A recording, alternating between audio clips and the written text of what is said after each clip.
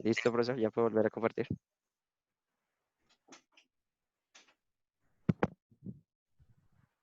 Dale, listo.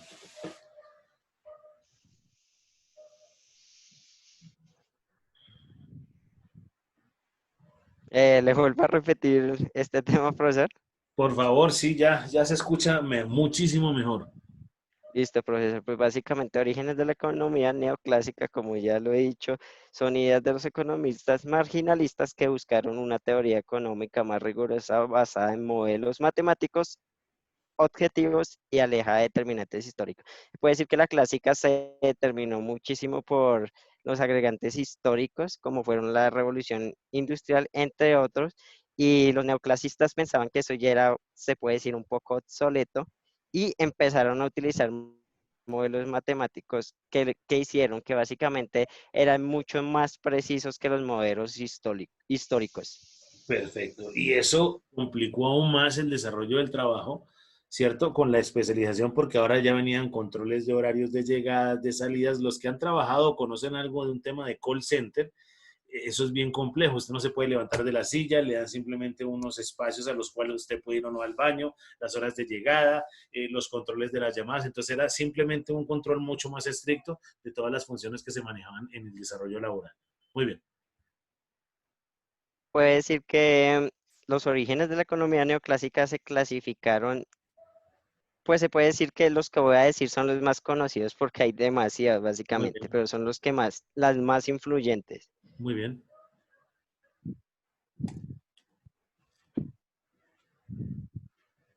Profesor, perdón, es que este internet no sé qué está pasando. Tranquilo, no, Otra vez dale, se dale, que trabó. aquí también ahorita me sacó. Dale, dale sin problema. Salga y vuelve y entre y conecte esa vaina.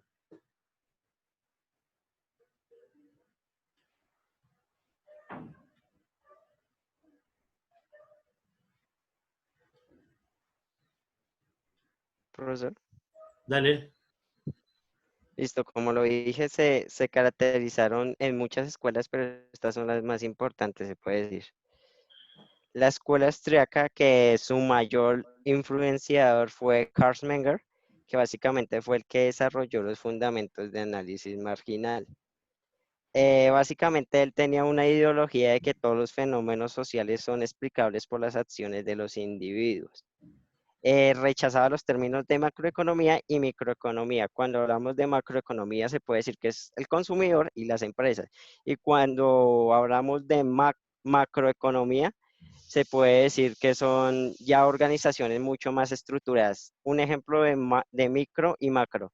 Una empresa de papa se puede decir que es una micro y en macro ya se puede decir la Asociación de Empresas de Papa. No sé si me hago entender. Perfecto, Asociación de Papicultores de Colombia. Muy bien. Pero miremos una cosa que es bien compleja y es el primer punto. Todos los fenómenos sociales son explicables por acciones de los individuos. Los individuos son una cosa muy extraña al momento del consumo. Repito, esto que no sea la explicación de los estratos altos. Bueno, muy altos, porque ahora los estratos altos también están empezando a entender que la pandemia los está afectando. Pero noten un comportamiento raro cuando en Colombia empezó a ocurrir un fenómeno que se llama pico y placa. Hablemos específicamente de Bogotá. Voy a dar simplemente un contexto como economista y no como docente, pero yo creo que el pico y placa, ¿cierto? Es un efecto y un escenario comercial para vender más vehículos. La intención era que no existiera una mayor movilidad porque Bogotá está colapsada. Entonces, ¿qué hace el personaje que tiene plata? Pues vende su gigante camioneta y compra dos carros. ¿Para qué? Para utilizarlos con el contexto del pico y placa. ¿Listo? Entonces, por eso las acciones de los individuos terminan siendo algo bien complejo. Si baja el precio del pollo, naturalmente, ¿qué hacemos nosotros por desarrollo económico? Pues compramos más pollo. ¿Por qué? Porque está más barato. Pero hay un momento, como lo explicaba con el tema de las camionetas Toyota, hay un momento donde el precio baja y yo ya no quiero comprarlo más cuando deberíamos o podríamos hacerlo. ¿Por qué? Porque el gusto y la preferencia hace que ya no quiera más pollo, sino ahora compre carne de res o carne de cerdo. Por eso es bien complejo entender eso y hay que hacer estudios de mercado. Entonces, mirar cuál podría llegar a ser el comportamiento de las personas para que yo pueda sacar un producto al mercado. ¿Listo? El siguiente es rechaza los términos macro y microeconómicos. O sea, él simplemente habla de una economía básica, cuando sí hay que tener en cuenta que el comportamiento de un individuo, ¿cierto? O el consumo, que es microeconomía, y la macroeconomía, que es estudiar los agregados económicos, como muy bien decía Juan, asociación de papicultores de no sé qué carreta, macroeconómico. Ahora, si yo hago el análisis de los papicultores en Colombia en comparación con nivel mundial, pues esa asociación sería microeconomía y el nivel mundial sería macroeconomía. ¿Listo? Continúa, viejo. Muy bien.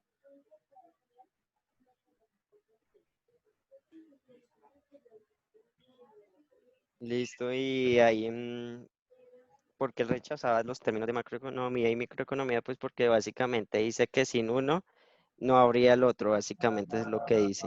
Muy bien.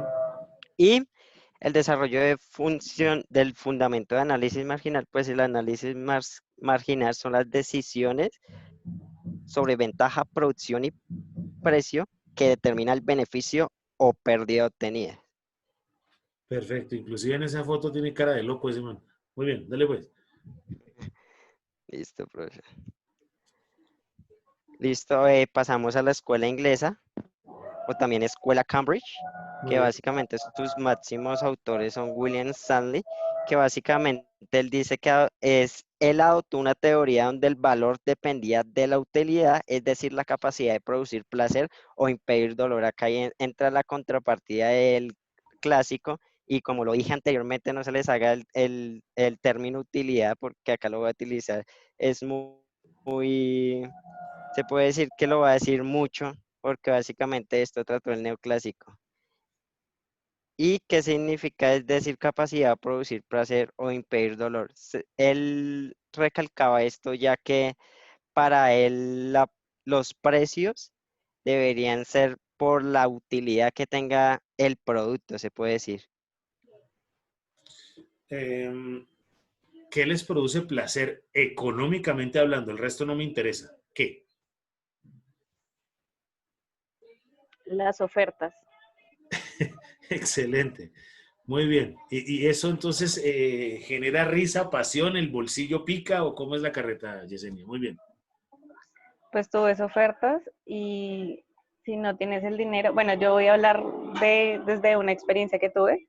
Sí. Por ejemplo, yo no tenía dinero en ese momento, pero mi amiga estaba conmigo y yo veía una blusa que me encantaba, estaba en oferta y le decía como, ven, me prestas el dinero y apenas yo tengo la plata te la devuelvo. Entonces era como, bueno, listo. Entonces, ¿por qué? Porque estaba en oferta y me gustaba. Perfecto.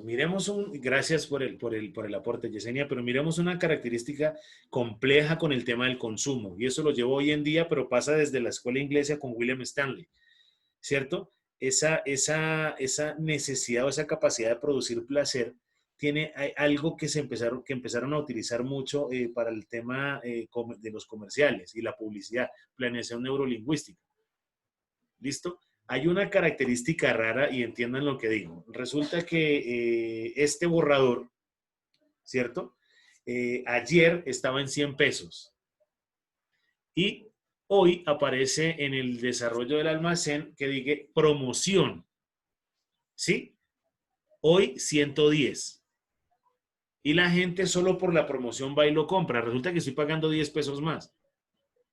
Entonces, lo que hablaba como producir placer es que efectivamente la promoción, el sale, el outlet, lo que sea que genere la disminución en el precio, sea real porque genera un placer.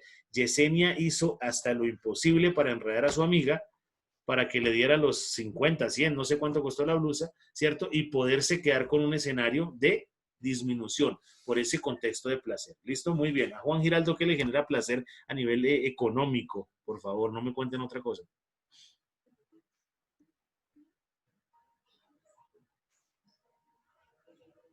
Juancho Giraldo, Profe, yo creo que también lo mismo, ofertas. o sea, la misma blusa de Yesenia, ¿cómo así? No, Hágale pues con el no, ejemplo. pues yo, eh, por ejemplo, de ropa para, o zapatos, tenis, cuando están en O sea, la oferta, oferta, la sí, oferta también le genera ese placer económico, ¿cierto? sí, señor. Muy bien. Danilo, Sí, señor. No, dele y ahorita hablamos. Johan Díaz. Pues, las promociones en torno al 2x1, podría comprar algo y obtener otro gratis. Perfecto. Suena bien con el tema de las promociones, pero hay algo que genera mucho más placer, que es comprar algo que yo necesito. Entonces, cuando me voy de la casa, ¿cierto? Una de las cosas preponderantes para mí, ¿cierto? Es un televisor. Yo sin televisor no puedo. Y después, sin nevera no puedo. Entonces, cuando se compra eso me genera un placer porque naturalmente lo voy a utilizar. Cosa diferente a lo que hablábamos antes de las consolas. Creo que Michael me hablaba de una consola pequeñita que tiene ahí y que no usa. Eso ese primer día generó placer, pero ya genera esa hasta, no sé, rabia, estorbo, no sé qué podrá generar, pero placer es literalmente lo que yo compro y que voy a usar. ¿Listo? Muy bien, Juancho, continúa.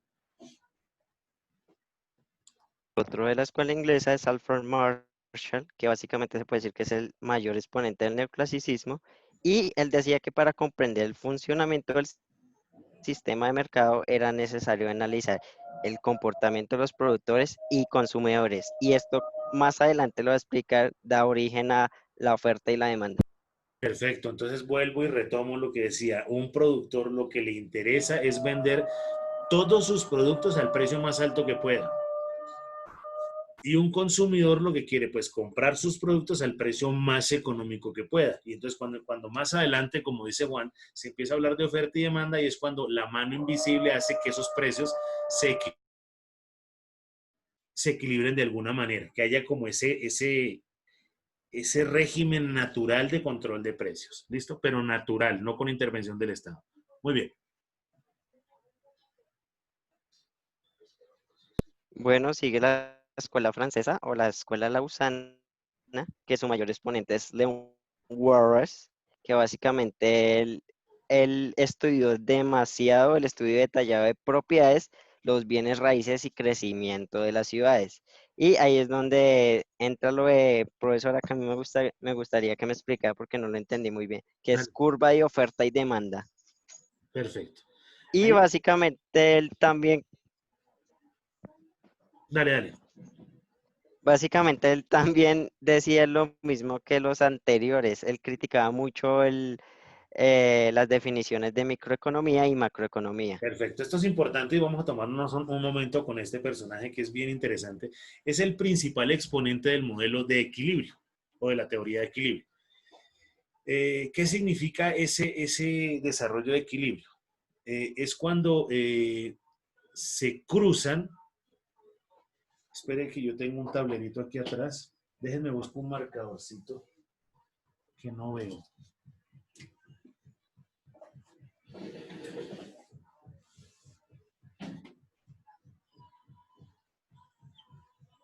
¿Alcanzan a ver esas dos rayitas rojas que hice? Esta y esta.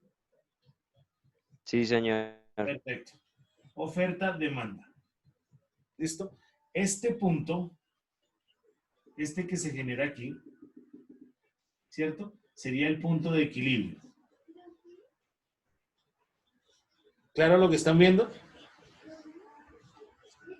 Sí, señor. Muy bien. Aquí voy a colocar las 100 unidades que hablábamos inicialmente. Y aquí, las papas. Entonces voy a hablar aquí de precio y aquí voy a hablar de cantidad. Entonces, para 100 unidades, 100 papas, ¿listo? La marginalidad es de aquí hacia arriba. Porque en este punto de equilibrio ya cubrí mis costos y hablo de marginalidad. Cuando yo hablo de equilibrio con León Walras, ¿cierto? Él lo que busca es que permanentemente las empresas estén en este punto y empiecen a producir y a vender de aquí para arriba. ¿Listo? Por eso habla de concepto de utilidad marginal, que sería esa unidad adicional, que esa me genera mayor rentabilidad. Por eso digo, la unidad 101 es mucho más rentable que la 99.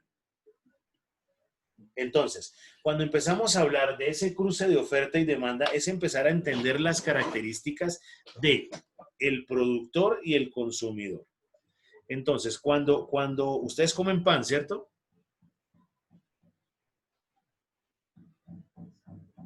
Sí, Sí, señor. señor.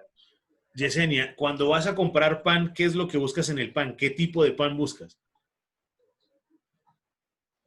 A mí me gusta el hojaldrado. Perfecto, el rollito ese hojaldrado que antes era de 200, ahora es de 300 y es más pequeño. Hasta ahí vamos bien. ¿Listo? Pero ¿dónde compras eso? En la panadería de mi barrio. Perfecto. ¿Y hay solo una panadería en tu barrio? No, hay como 3, 4. Perfecto, entonces, pero específicamente hay una donde le gusta más. Seguramente ha probado eso y es porque el panadero, no sé, es amigo de Yesenia. No tengo ni idea, porque le echa bolitas de alguna carreta. Listo, ahí empezamos a entender ese gusto o preferencia por ese tipo de pan de la panadería de Don Carlos. Pero Juan Giraldo vive en el mismo barrio de Yesenia y va a la otra panadería. Por eso existen, porque hay un mercado. Pero tenemos que empezar a entender ese equilibrio entre oferta y demanda. Seguramente una panadería vende más que otra.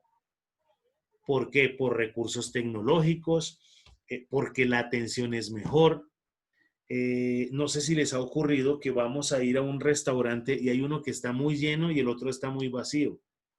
Si es por hambre, uno debería entrar al vacío, pero el cerebro de uno trabaja de una manera diferente. Uno dice, si aquí hay fila es porque la comida es buena.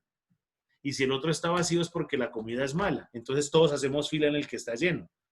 Simplemente por el concepto de cómo se comporta el consumidor. Y a eso se refieren las curvas de oferta y demanda. Entonces, la oferta, ¿quién la genera? Las empresas. Y la demanda, ¿quién la genera? Los consumidores. Entonces, por eso es bien complejo de empezar a entender el modelo. Eh, Imaginemos por un momento que ya existe la vacuna contra el COVID-19. Yesenia, ¿cuánto pagaría por esa vacuna?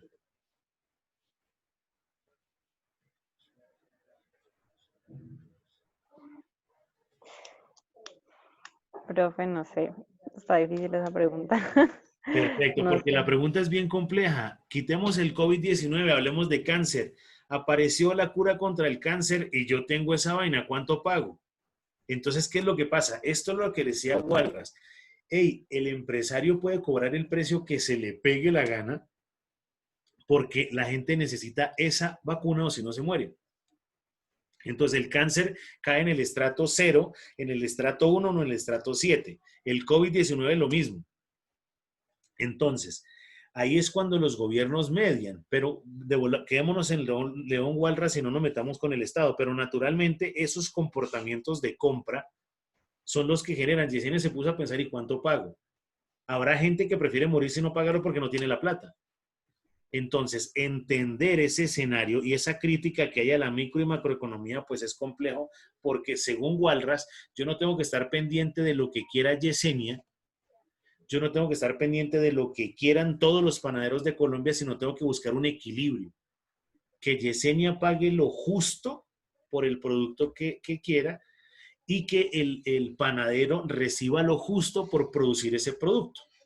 Valga la redundancia. Entonces, esos cruces que estamos manejando aquí, este cruce tiene un contexto lógico en un mercado. Debemos mantener un equilibrio. Sería ideal para las economías cuando hablamos de balanza comercial y balanza de pagos, que eso creo que lo vimos en la clase anterior, esté en equilibrio. O sea, que la misma cantidad de productos que yo saco de mi país sea la misma cantidad de productos que yo traigo a mi país, para que haya un equilibrio. ¿Listo? Eso es lo complejo de este modelo que decía Walras, porque a la economía le conviene más el desarrollo mercantilista, que yo exporte más de lo que importo para atesorar.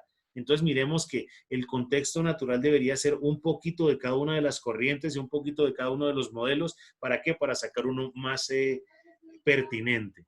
¿Por qué hago el desarrollo de esta clase así? Porque a mí no me interesa que a Yesenia le guste Adam Smith, a Juan Giraldo le guste Carlos Marx, a Johan Díaz le guste John Maynard Keynes, sino que cada uno haga su propio análisis y su propia estructura de cómo podría generarse y entender los modelos que están pasando. ¿Listo? Entonces, esas curvas se refieren a eso, Juan.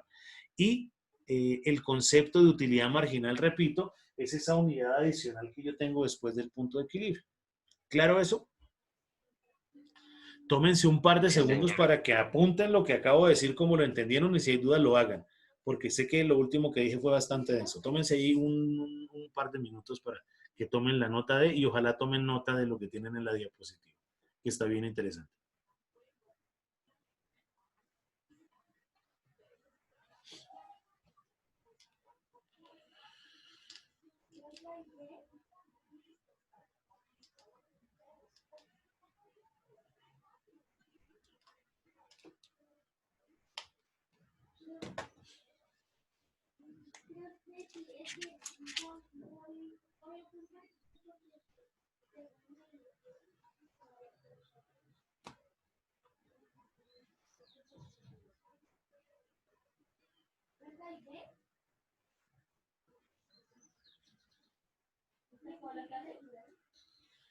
No, listo, hágale pues. Siguiente, flaco. Listo, profesor.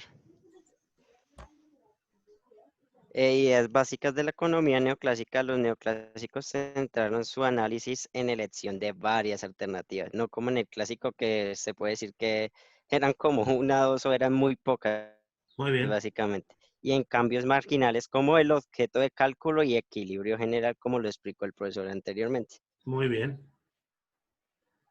Comportamiento de personas y empresas. Pues economistas decían que ambos, productor y consumidor, son racionales. ¿Qué significa eso? Que los dos tienen que estar en igual de condiciones. Como lo explicó también el profesor ahorita con las personas buscan maximizar su utilidad o satisfacción cuando consumen bienes o servicios, y las empresas buscan maximizar sus utilidades cuando venden bienes o servicios. ¿Cuál es el Y bienestar o el, perdónenme un segundo, cuál es el bienestar o el beneficio que tienen ustedes al estar en clase? conocimiento, ¿no? Conocimiento, muy bien. Flaca, Información. información. Juancho, Giraldo.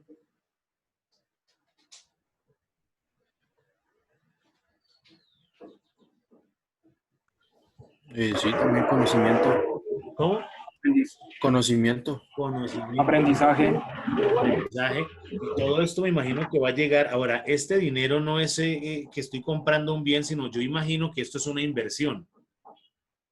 El dinero que usted está colocando en la universidad y la información o el conocimiento que recibe en clase es porque lo va a naturalizar, o sea, lo interioriza y después lo va a utilizar para su beneficio propio.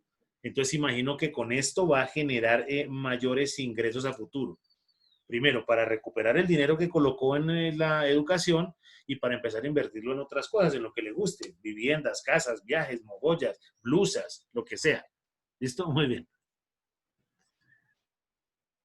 Dale, flaco. Y la última, personas y empresas actúan de manera independiente basados en la información completa y relevante. Pues Perfecto. básicamente los dos son racionales, pero tienen que mantenerse bien informados cada una independientemente. Perfecto. Entonces, tener en cuenta el material, tener en cuenta el precio, tener en cuenta la temporada del año en la que nos encontremos, si es invierno o verano, para la compra de las blusas, para la compra de los jeans, las chaquetas, porque ese conocimiento informado hace que no termine comprando cosas que no necesito, que era lo que sí pretendía este nuevo,